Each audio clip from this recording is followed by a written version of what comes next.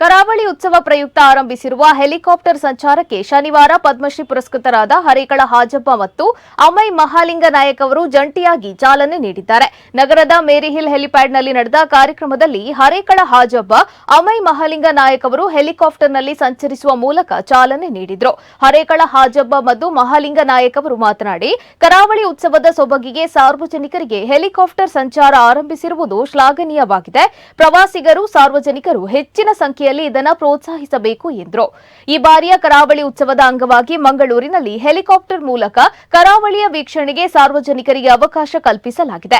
ಒಬ್ಬರಿಗೆ ತಲಾ ₹4,500 ವೆಚ್ಚದಲ್ಲಿ ಮಂಗಳೂರು ಪ್ರದೇಶವನ್ನು ಆಕಾಶ ಮಾರ್ಗದಲ್ಲಿ ಹೆಲಿಕಾಪ್ಟರ್ ಮೂಲಕ ಸುತ್ತು ಹಾಕಿ ವೀಕ್ಷಿಸಲು ಅವಕಾಶ ಕಲ್ಪಿಸಲಾಗಿದೆ.